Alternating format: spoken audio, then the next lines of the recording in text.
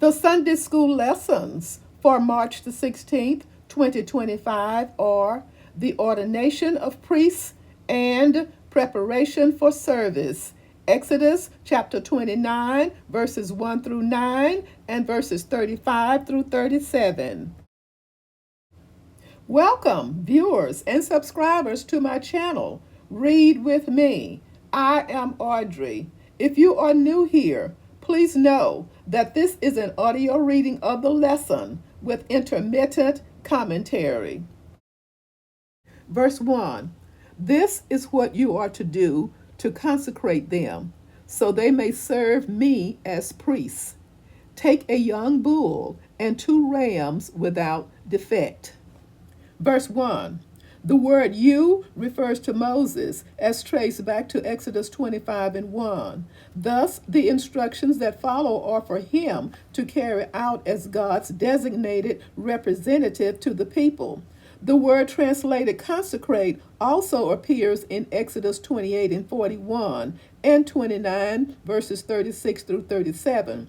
It is the verb form of the noun regularly translated holy.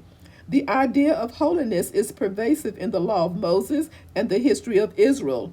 It has the sense of emulating God in being set apart as pure and undefiled.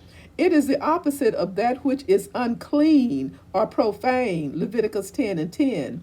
Specific rules for priests in this regard were stricter than those for the rank and file Israelites. Even so, the requirement for personal holiness isn't just for priests under the old covenant. It's for everyone. 1 Peter chapter 1, verses 15 through 16. Note the sequence here. Being made holy is a prerequisite for ministering as priests, not the other way around. The process of ordination for the priest was costly. For all 3 animals to be without defect meant they were not sick or deformed in any way. This was not to be used as an opportunity to get rid of inferior livestock. These animals were to be sacrificed according to detailed instructions. As they were sacrificed, they were given separate and distinct designations. Verse 2. And from the finest wheat flour make round loaves without yeast, thick loaves without yeast, and with olive oil mix in, and thin loaves without yeast, and brush with olive oil. Verse 2. 3 distinct manner of bread were specified for the ordination, but despite their differences, they all have one thing in common. They are unleavened, made without yeast. Up to this point in Bible history, there have been 2 incidents associated with unleavened bread. The lesser-known incident involved the destruction of Sodom and Gomorrah, Genesis chapter 19, verse 3. The better-known incident was the Passover and its subsequent remembrances, Exodus chapter 12. Both situations involved a need for haste. Yeast bread would have taken too long to rise. Specifications for offerings involving bread, flour, etc. are found in Leviticus chapter 2. How these were used to be in the ordination ceremony is specified in Exodus chapter 29, verses 23 through 25, and Leviticus chapter 6, verses 19 through 23. How they were actually used is recorded in Exodus chapter 8, verses 26 through 29. The specification that these breads were to be made with wheat flour is itself revealing. Both barley and wheat were characteristic grain crops in the promised land, Deuteronomy 8 and 8. But barley was the food of the poor. Revelation 6 and 6 suggests that barley was 1/3 the cost of wheat.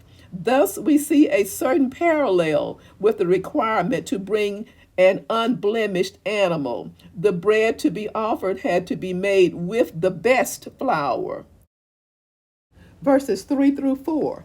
Put them in a basket and present them along with the bull and the 2 rams. Then bring Aaron and his sons to the entrance to the tent of meeting and wash them with water. Verse 3.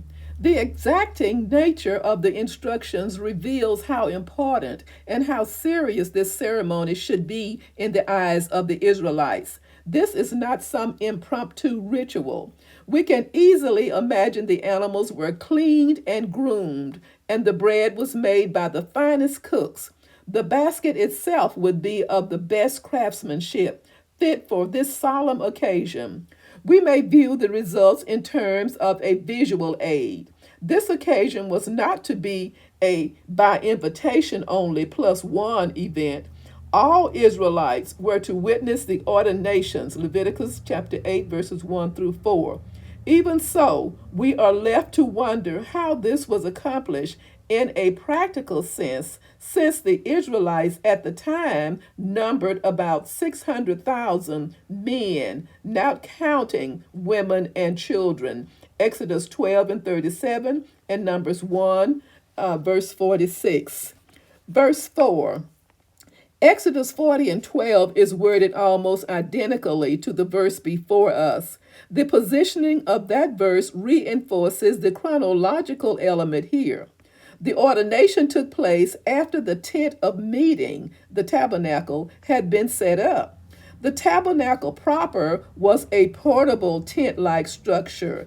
Exodus 26, verses 1 through 37, and Exodus 36, verses 8 through 38. It was situated inside a courtyard to the courtyard's west side, 27 verses 9 through 19.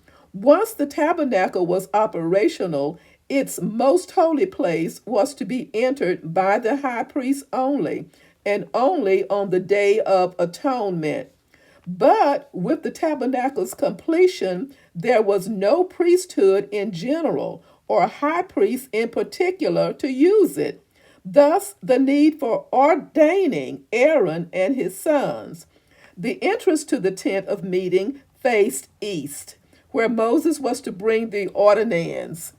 There, the men were to be washed with water, a ceremonial cleansing to begin the ordination ceremony.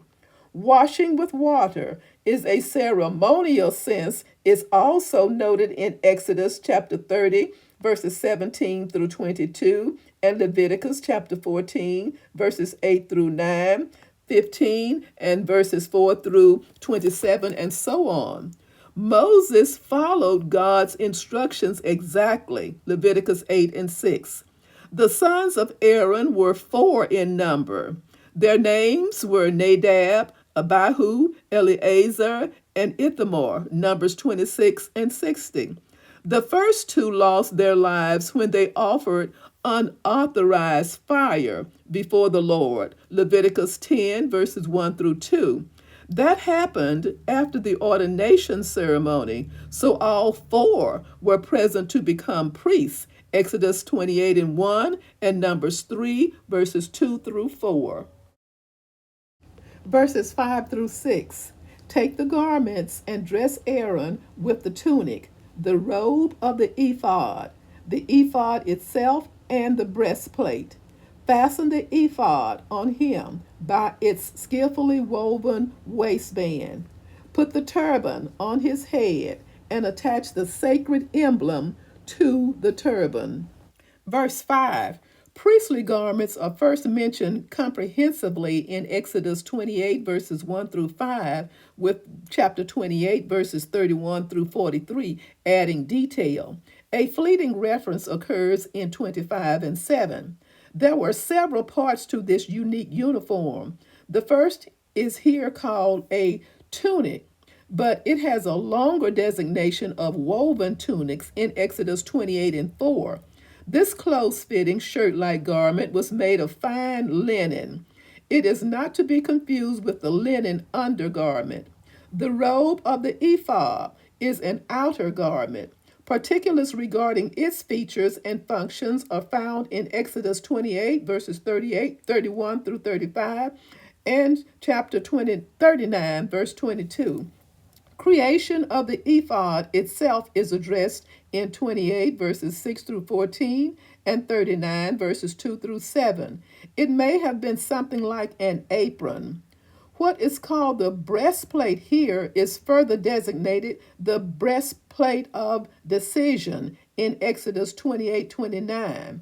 This item's construction of gold, precious stones, and fine linen is covered extensively there and in 39:8 through 21.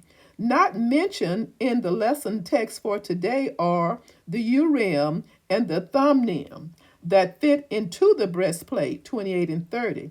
We don't know exactly what these were, but their function seemed to be a means of consulting God regarding important decisions, Numbers 27:18 through 21. Similar to that of the ephod was the material of the woven waistband. This item was to interconnect with the breastplate and ephod in a manner that would prevent unintended movement of the breastplate, 28 and 28. Verse 6. As clothing items for the torso were to be interconnected, so too were items for the high priest's head. The turban was the headdress, and the sacred emblem was something attached to it. We don't really know what the turban looked like beyond the brief description in Exodus 28 and 4. On the other hand, Exodus 28:36 through 38 is most helpful in providing information about the sacred emblem in terms of 1, its nature of solid gold, 2, its engraved message of holiness, 3, its function of the high priest's bearing of guilt, and 4, its attachment to the front of the headdress. Again, the word put indicates commands to Moses. He obeyed all these instructions to the letter during the actual ordination ceremony. Leviticus chapter 8, verses 7 through 9. Verses 7 through 9. Take the anointing oil and anoint him by pouring it on his head. Bring his sons and dress them in tunics and fasten caps on them. Then tie sashes on Aaron and his sons. The priesthood is theirs by a lasting ordinance.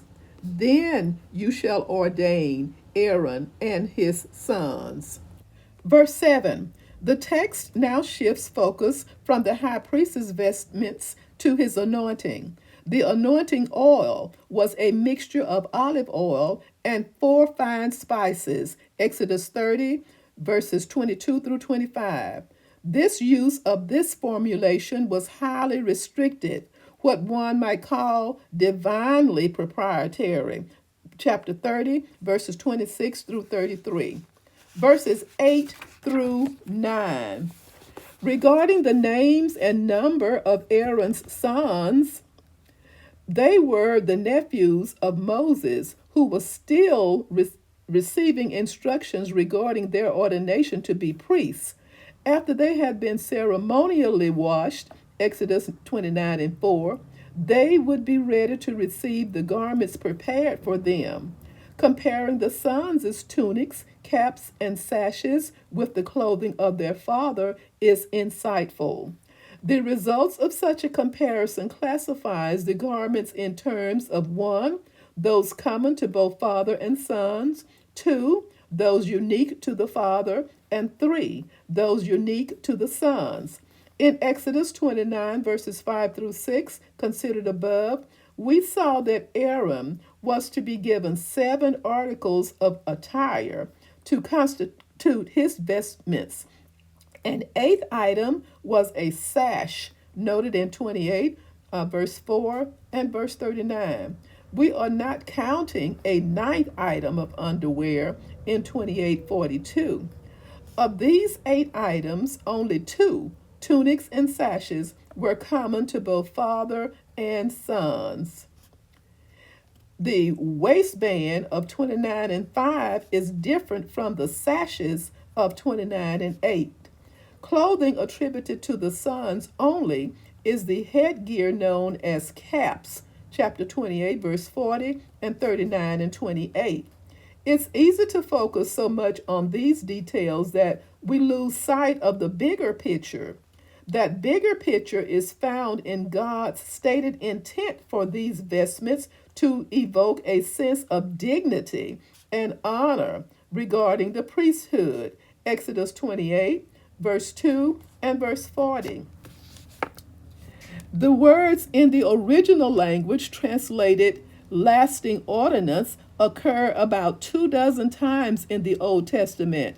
In addition to describing the enduring nature of the priesthood, it also describes priestly tasks, 27 and 21, and Leviticus chapter 24, verse 3. Verses 35 through 37. Do for Aaron and his sons everything I have commanded you, taking 7 days to ordain them. Sacrifice a bull each day as a sin offering to make atonement.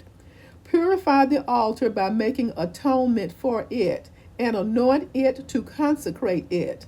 For 7 days make atonement for the altar and consecrate it. Then the altar will be most holy, and whatever touches it will be holy. Verse 35. This verse summarizes the intricacies of the ordination process for Aaron and his son as set forth in Exodus 29:10 through 34 and Leviticus 8. Some students propose that its requirement to last 7 days was an intended parallel to the 7 days of creation ending on the Sabbath day. The 7 days could also have served as a necessary period of familiarization with God's required actions. In Leviticus 8 and 35, Moses stressed the 7 day requirement and the deadly consequences of not honoring it. Two of Aaron's 4 sons died for a different violation shortly after their 7 days were completed. Leviticus 9 and 1 and 10, 1 through 3.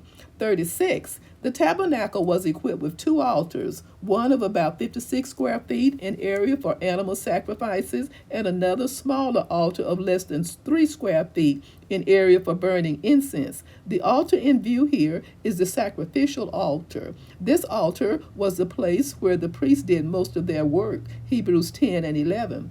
A sin offering was a means of atonement. Leviticus 4 explains this in detail. The need to purify the altar to consecrate it is addressed in Leviticus chapter 16, verse 37. The fact that whatever touches the altar will be holy is quite remarkable given that it is the opposite of the normal law of defilement. When clean and unclean come into contact with one another, the regular pattern is that the clean becomes unclean. Leviticus 5, 2 and 3, Haggai 2, 11 through 13. Jesus took as given that the altar sanctifies the sacrificial gift on it. Matthew 23 and 19. Thank you so very much for listening.